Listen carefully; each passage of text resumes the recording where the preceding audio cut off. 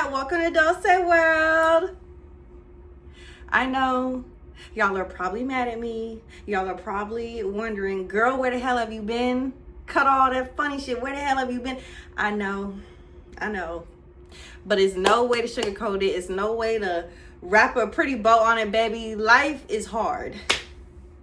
Life is hard emotionally right now. Like, I am holding by a thread because my grandma is at that point of her life where she is transitioning, okay? And it is very hard for me to see her like that and me being so far away. However, comma, moving home is not an option for me ever, okay?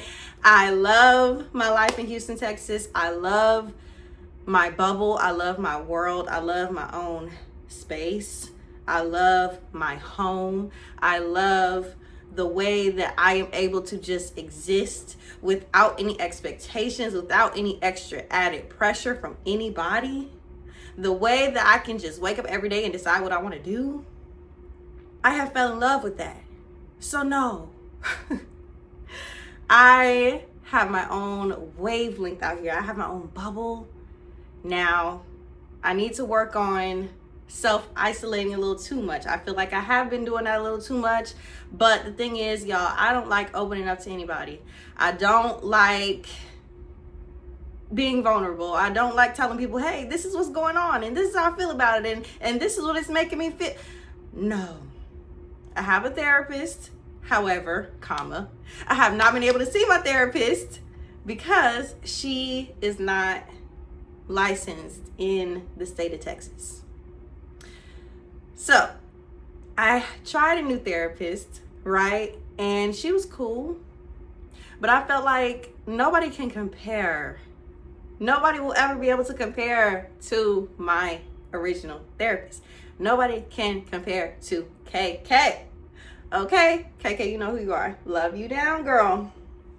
So I do text KK and tell her like, hey, you know, this is an update for me. This was going on, but I don't really tell her like deeply what I am going through because I cannot seek advice from her right now. I cannot seek guidance from her right now, and it is so hard. Like, KK has been my therapist for 5+ years. It is just like going through a breakup, y'all. Like, imagine you have a therapist who gets you, who knows when you're making those little jokes, you're not really serious. Like, nobody gets me. I'm staying prayed up. I am doing everything in my power. Okay? So it is hard, and a lot of the days I just don't have the capacity. I don't have the capacity to be around people. I don't have the capacity to turn on this camera and make a video. I don't have the capacity to get on live. Like, I started doing kick streaming, and I was having a good track record with kick streaming, and then all of a sudden it just dropped. Like, I needed to get to 75 followers in order for me to be monetized. I think I was at like 40 or something. I haven't even been on the app in weeks, but I need to go back to that because even though the days were rough, like, I was having a genuine good time on Kick. But today, my focus is shooting this video, editing it, and posting it on the same day. Right now, it is 3 p.m.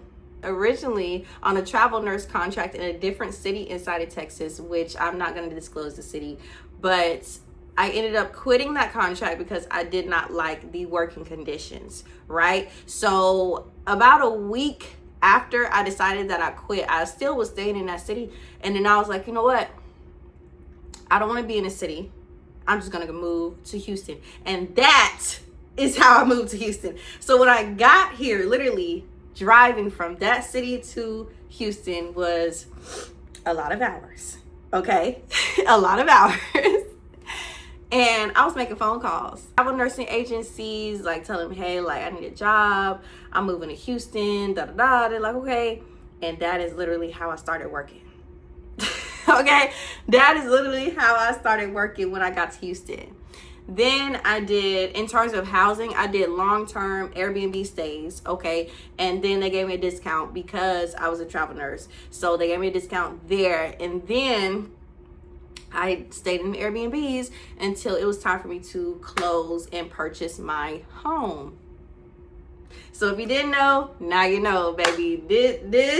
I got this out the mud. I just feel like it took me a while to just tell y'all that because I get in my head too much. I'm just like, man, like, what are people gonna think? Like, no. I have had this conversation with so many people in my support system. They're like, girl, F them people. It's your story at the end of the day. Like, so what? You had to stay in an Airbnb for a couple months. Like, so what? And I was like, you know what? Right, so what? Like, babe, you see the house? You see the Barbie mansion? You see the Barbie mansion now, Pooh. So let me just give you also like another rundown. So basically, after I started working, right, I made a flat out plan. I was like, okay, I need to make this much money this month. I need to make that much money. I need to invest this much money. This. And I stuck to the plan. Okay, I ate PB&Js. I don't eat no noodles, baby. But I was eating like rotisserie chicken and like the little minute rice, baby. I was on a run. Like, I don't care. This is a testimony for anybody that is going through a hard time, right? You have to stop caring about other people's opinions when you're working towards a goal. It may look like to them that you're crazy, and that's a good thing because everybody does not have your ambition. So when people try to tell you, oh, you just need to quit, that sounds crazy, why would you do that? Baby, keep going, because only you have to understand the mission. If you understand the sacrifices that you are making and you can make them and stick to them and believe in God the entire time, can't nobody stop you. Because look at me. Before I closed my home, I was eating PB&Js, staying in Airbnbs by myself, okay, working every single day. So I knew that I could have my money and to decorate it out of my pocket, okay? Yes, of course. My family, they came on the back end. They bought my couch. My mom bought one of my TVs. Like, some of my friends bought some of my decor. Like, yes, my support system came through for me after the fact. But in terms of me getting it, baby, I had to get that off the muscle. So don't you ever let nobody downplay you, make you feel like you're crazy because you know you have a plan. Don't listen to them people, baby. People will love to tell you to quit. People will love to tell you, oh, this is not conventional. This is not, you shouldn't have to. No, because they don't got that dog in them. Like, man. And this is exactly why when I am on a goal, I don't tell people how I'm going to get it. I don't tell people the play-by-play because it's going to sound crazy to the person who does not have the same amount of ambition as you do. And that's period. It's going to sound ridiculous. Actually, they're going to look at you like you just spoke a different language to them because they don't have that dog in them. So if you're working towards a goal, if shit is hard right now, baby, give it some time. I'm telling you, give it some time. Trust God. Stick to your plan. Even when your plan feels like, dang, I thought I'd stick to the plan. Curveball. Another week go by. Curveball. Another week go by. 40 ball. Like, everything is going to try to destroy your plan. But stay the course. Because you will win in the end. And I mean that wholeheartedly. You will win in the end wholeheartedly. I'm telling you, don't tell nobody your plan because the only thing they're going to do is discourage you and tell you that you're crazy. Pray. Every day when you wake up, pray. When you are executing your plan, you're going to work, you're making your sacrifices, pray. Every little step you take, pray. Because it's going to plant the seed that you need to reap the harvest. Okay? And I know it's Sunday. And I feel like preaching a little bit, but baby, I'm just telling you. People love to downplay your plans, but don't let them. So after I started working and stuff, I did have the opportunity to get a promotion, okay? And this was at a different company, and there I was in a leadership role. I will not disclose exactly what role that was, but either way, I don't work there anymore. I ended up quitting because they bamboozled me, okay? They told me that the role was going to be all nursing, all administrative tasks, right? They wanted me to sell a program, and I asked them verbatim, and I told them verbatim, hey, sales is not my point of view.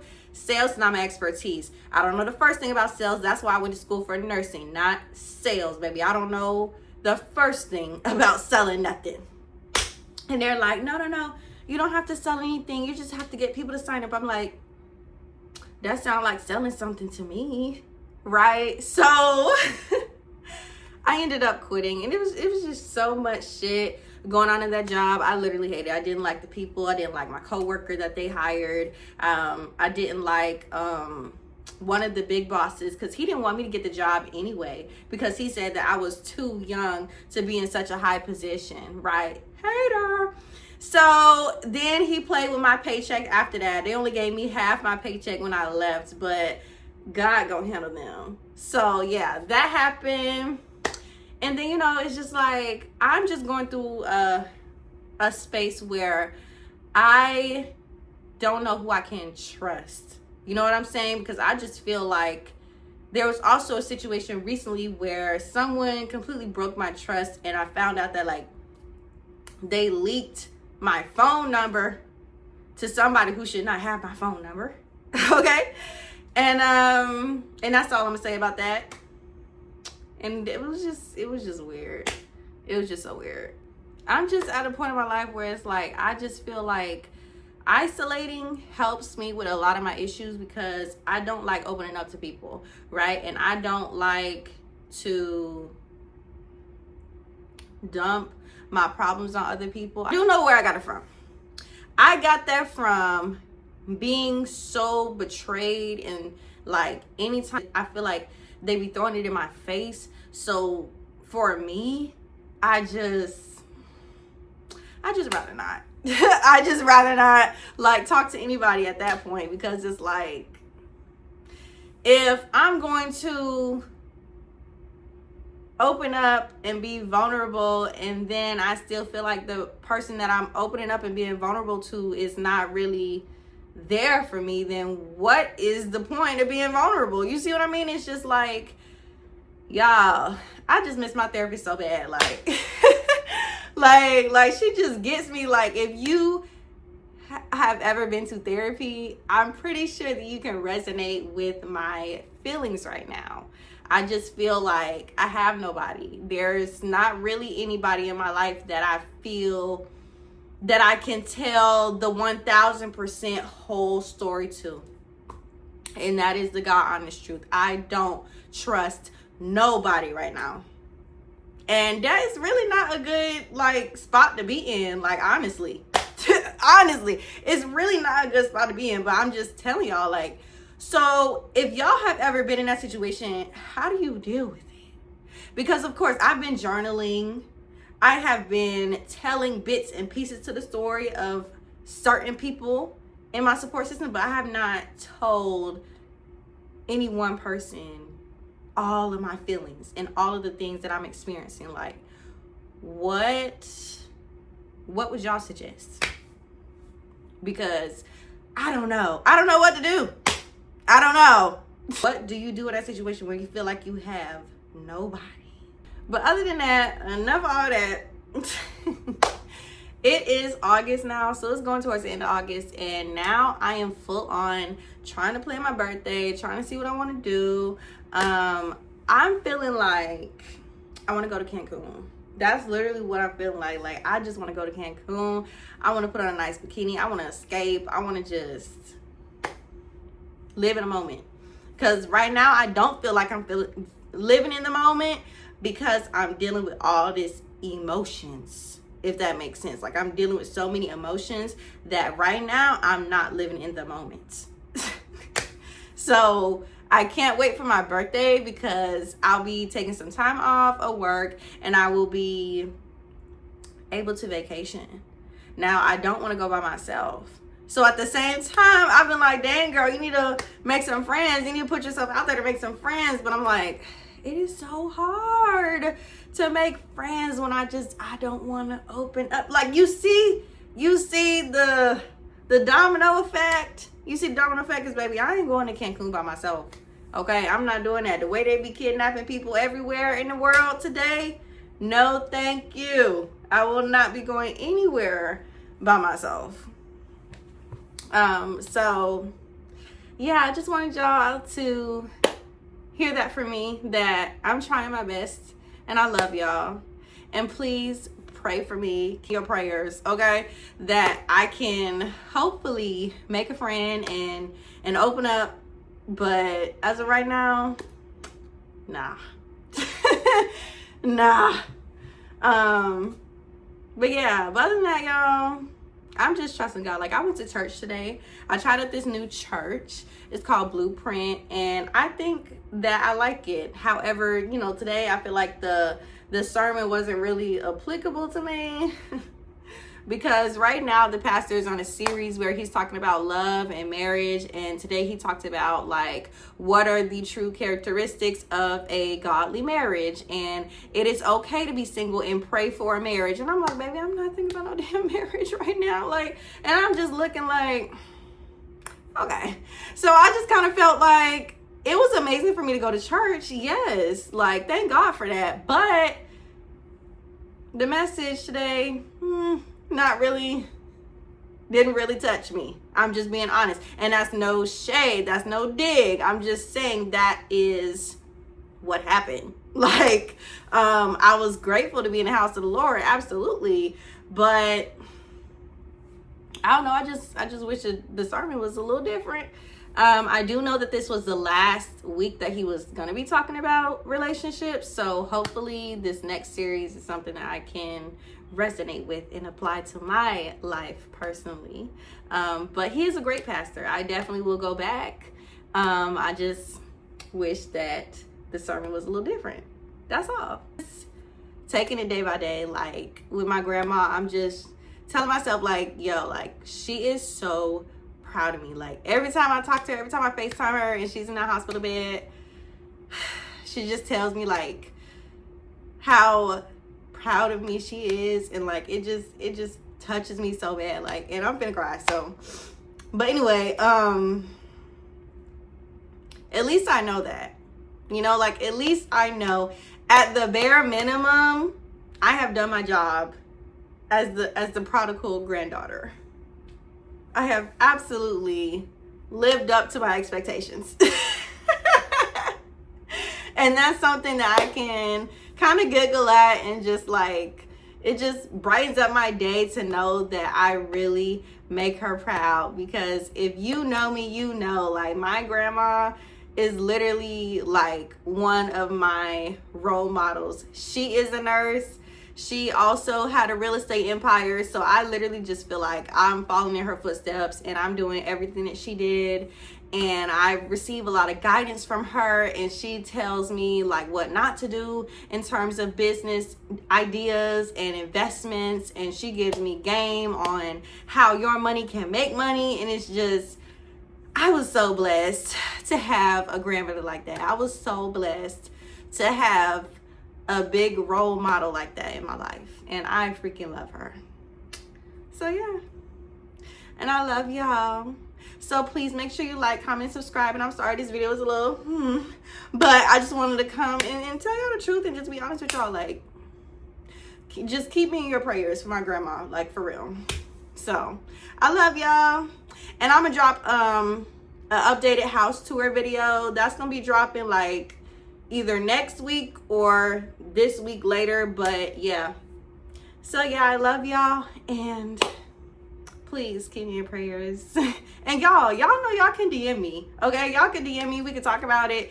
Even if you're just sending me a message, say, hey, like, you know, you need advice on something, baby, I don't care. Like, just DM me, talk to me. Like, I love talking to y'all. I've never been stuck up. I've never been like that. So you can DM me on YouTube. I think they have a feature on messages. You can DM me on Insta.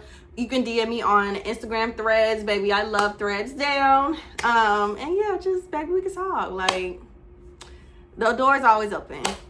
And I love